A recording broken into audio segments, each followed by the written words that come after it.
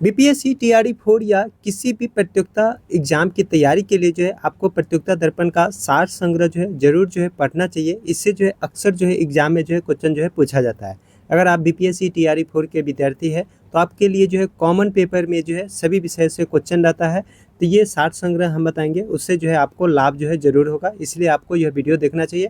और अन्य प्रतियोगिता एग्जाम की अगर आप तैयारी कर रहे हैं तो आपको जो है हिस्ट्री, पॉलिटी, ज्योग्राफी, इकोनॉमिक्स और कंप्यूटर और इत्यादि से जो है अक्सर जो है सवाल पूछा जाता है।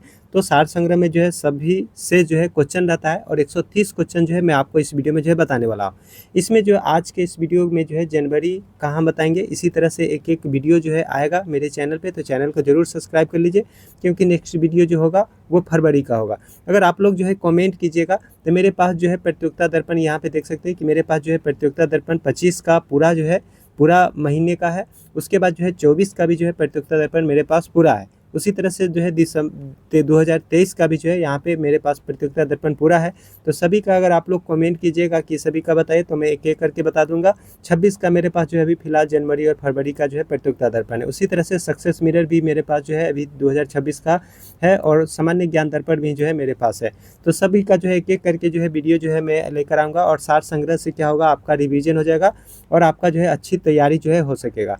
तो इस चलिए आज की इस वीडियो को शुरू तक करते हैं और आपको बताते हैं सार संग्रह का। तो यहाँ पे जो है हम ओपन कर लेते हैं, 2025 का ही बताएंगे और 25 का हम जनवरी से शुरू करते हैं। तो एक एक करके जो है वीडियो आएगा, तो चैनल को जरूर सब्सक्राइब कर लीजिए। ओके, तो इसमें जो है 130 क्वेश्चन रहता है। देख सकते हैं कि सार संग्रह से जो है अक्सर जो है एग्जाम में ऐसी जो है से जो है क्वेश्चन जो है पूछा जाता है।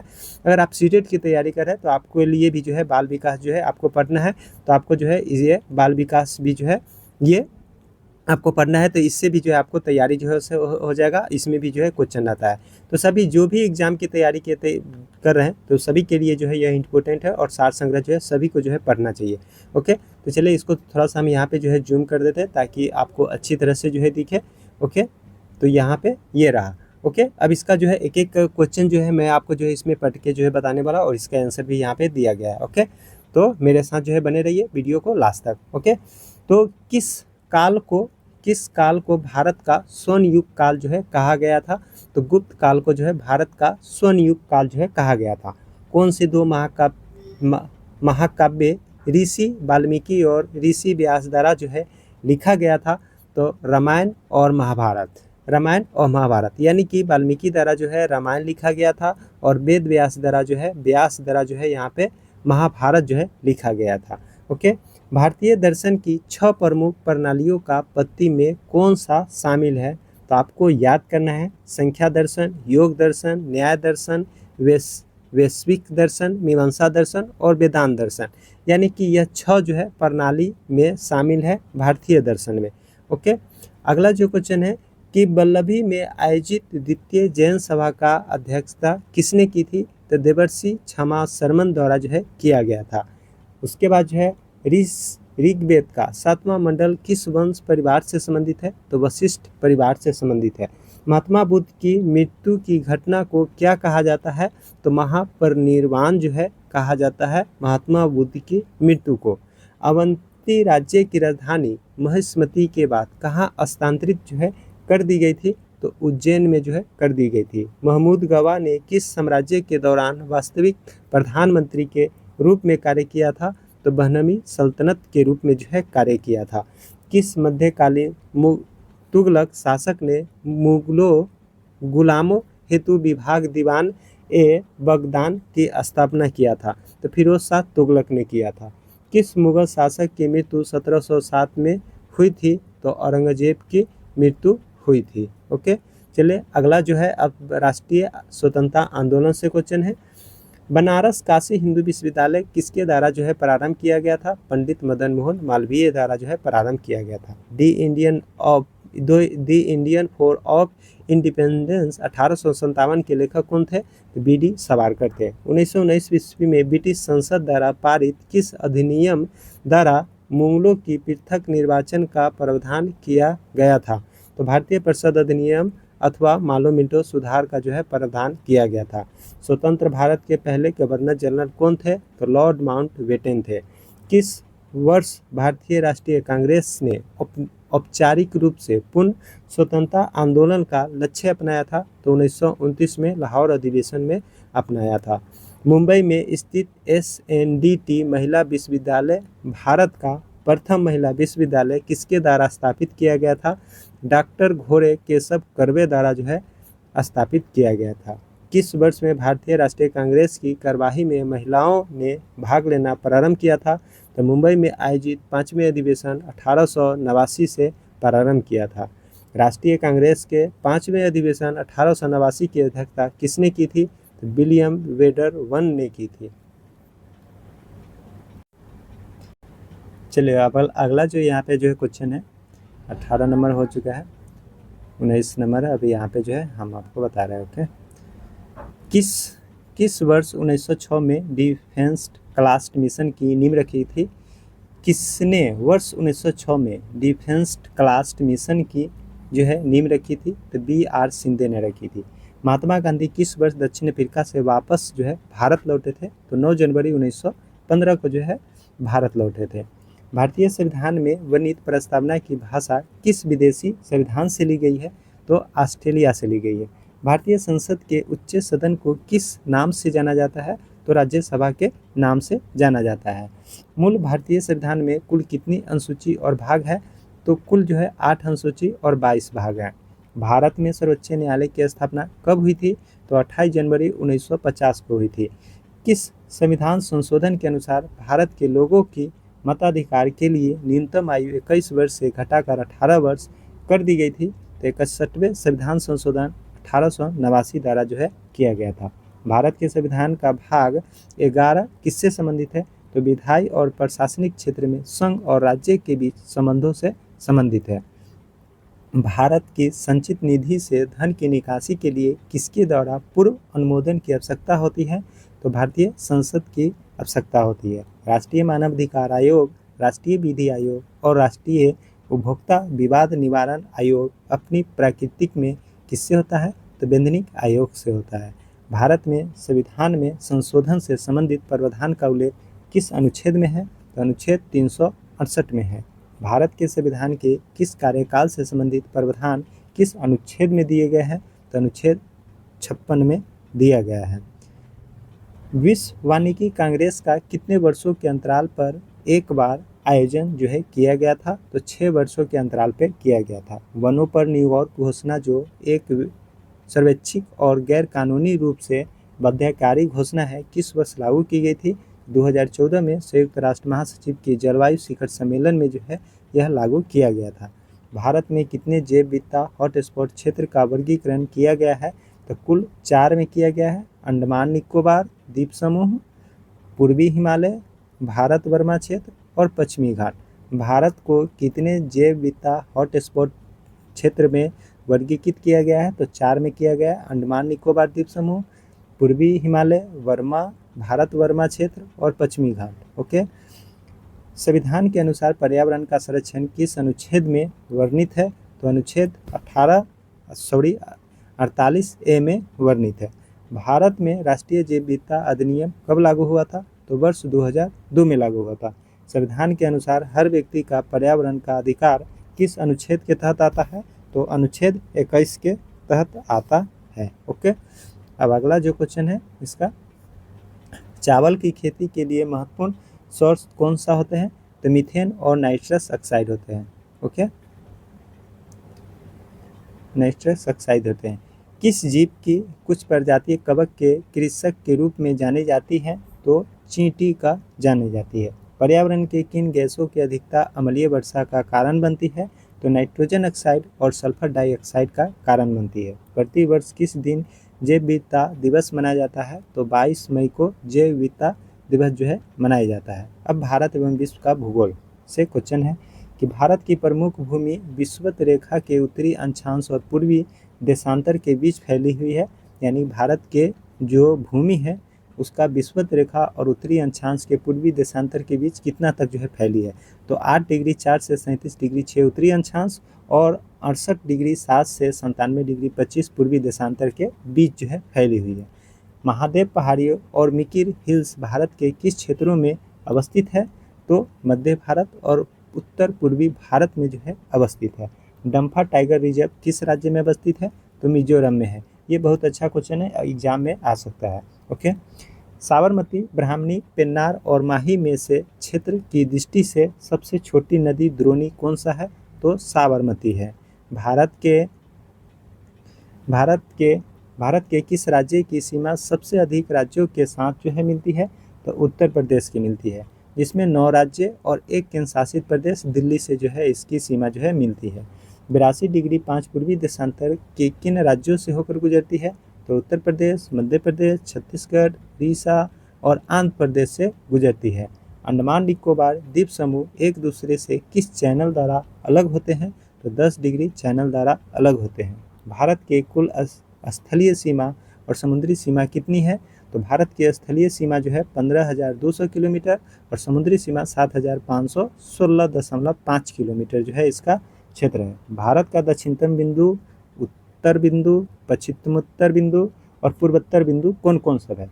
तो भारत का दक्षिणतम बिंदु याद करना है आपको, इंदिरा पॉइंट। उत्तर बिंदु इंदिरा कॉल और पश्चिमतम बिंदु जम्मू कश्मीर, गोरमिता, गुजरात और पूर्वोत्तर बिंदु में हो जाएगा यहाँ पे अरुणाचल प्रदेश, ली विधु अरुणाचल प्रदेश। ध्यान से सुनिए, आपको यहाँ पे दक्षिणतम बिंदु में हो जाएगा Indira point. Okay, Indira point great Nicobar द्वीप, उत्तर में हो जाएगा इंदिरा कॉल, उसके बाद जो है पश्चिम में हो जाएगा Jammu Kashmir.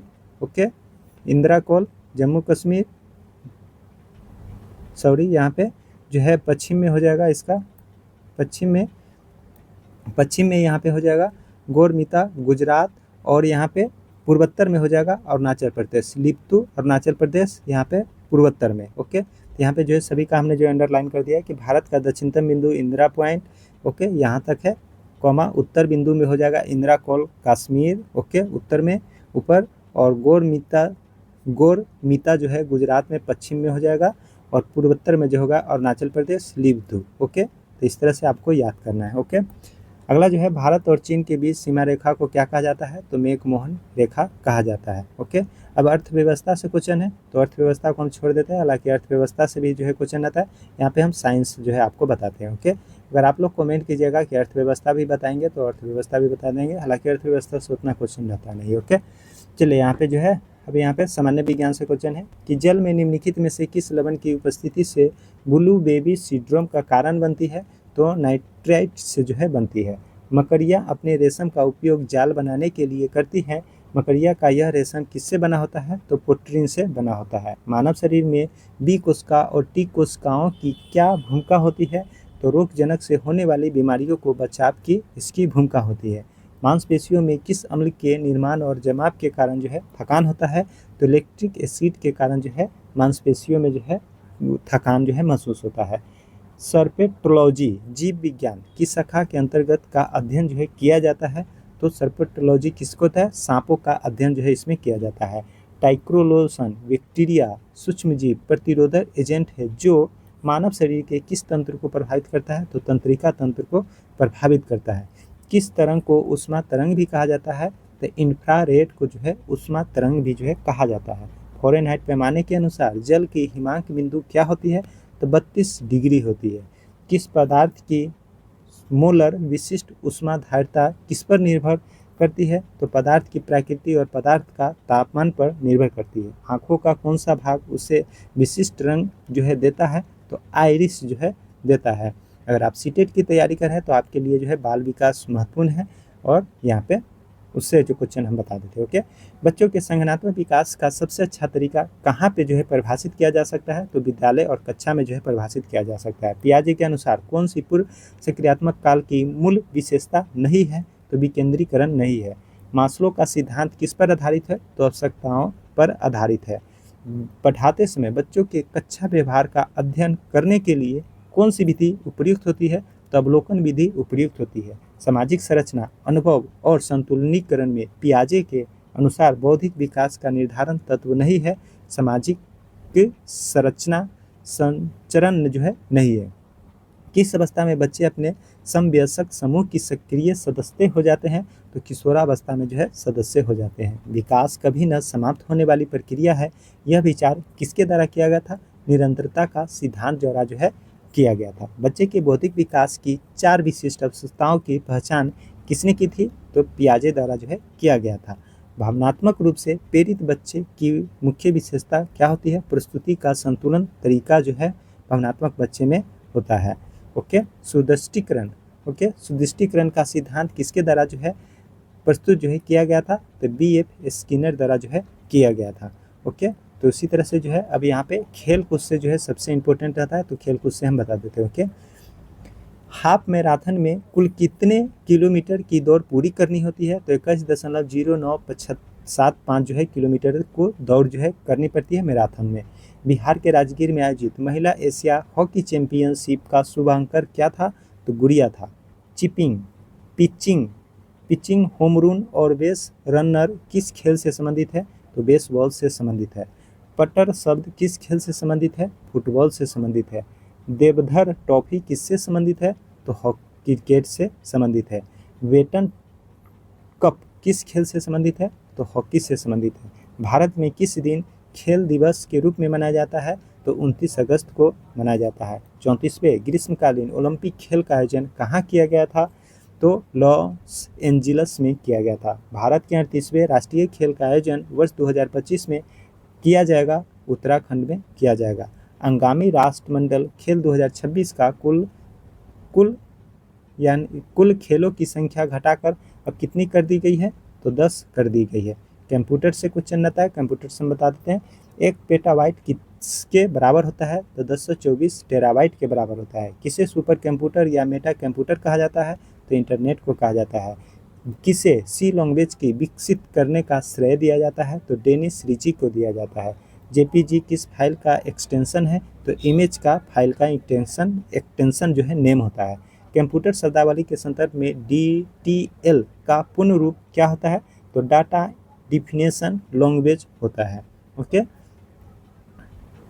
Data definition language होता है। अब जो है कंप्यूटर में CPU के 3 घटक कौन कौन से होता है? तो कंट्रोल यूनिट, LU और मेमोरी होता है। चार्ल्स बेबल द्वारा डिजाइन किया गया पहला यांत्रिक कंप्यूटर का क्या नाम था? तो एनालिटिकल इंजन था। MS-DOS किस प्रकार का एक ऑपरेटिंग सिस्टम है? तो कमांड लाइन इंटरफेस एक का जो है ऑपरेटिंग सिस्टम है। पहली सोशल मीडिया साइट कौन सी थी? रिक्स डिजिग्र थे। कंप्यूटर शब्दावली में निम्बल क्या है? तो आधा बाइट जो होता है 4 बिट का वो निम्बल होता है। चाय की खेती के लिए कौन सी मिट्टी आदर्श मानी जाती है? दोमट मिट्टी मानी जाती है। पीली क्रांति किससे संबंधित है? सरसों से संबंधित है। बादामी क्रांति किससे संबंधित है? मसाला उत्पादन से संबंधित है। सिंदूरा किस फल का किस्म है? आम का है। सिंदूरा आम जो होता है आम से संबंधित है। थार किरण और थार गंगा किस बीजदार सब्जी की किस्म है? तो सेम के है। मटर में मैग्नीज की कमी के कारण कौन सा रोग होता है? मॉर्स रोग होता है। भारतीय कृषि अनुसंधान परिषद 1929 का मुख्यालय कहाँ स्थापित किया गया था? तो नई दिल्ली में किया गया था। प्रधानमंत्री फसल बीमा योजना की शुरुआत किस वर्ष की गई थी? 2016 में की गई थी। सेहू रोग किस फसल के लगने वाला एक प्रमुख रोग है? गेहूं में लगने वाला प्रमुख रोग है। धान का झोंका रोग धान की फसल की मुख्य रोग है जो किस फफूंद से फैलता है? पाइरिकुलेरिया ओराइजी से फैलता है। अब विविध जो है लास्ट यहाँ पे 10 क्वेश्चन बच गया, इसको बता देते हैं।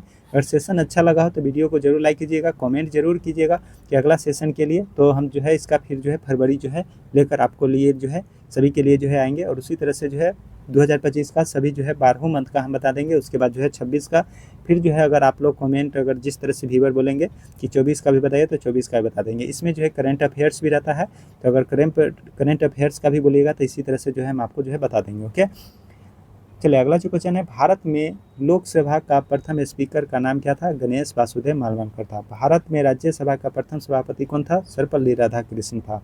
भारत के प्रथम गृह मंत्री कौन थे? सरदार वल्लभ भाई पटेल थे।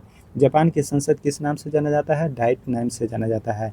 संयुक्त राज्य शैक्षिक विज्ञान और संस्कृति संगठन का मुख्यालय कहाँ स्थित है? पेरिस, फ्रांस में स्थित है। नोबेल पुरस्कार जीतने वाले प्रथम भारतीय कौन थे? रविन्द्रनाथ टैगोर 1913 में जीते थे। भारत के प्रथम प्रधानमंत्री जिन्होंने अपना कार्यकाल पूरा किए बिना ही त्यागपत्र दे दिए थे? मोरारजी देसाई दे दिए थे।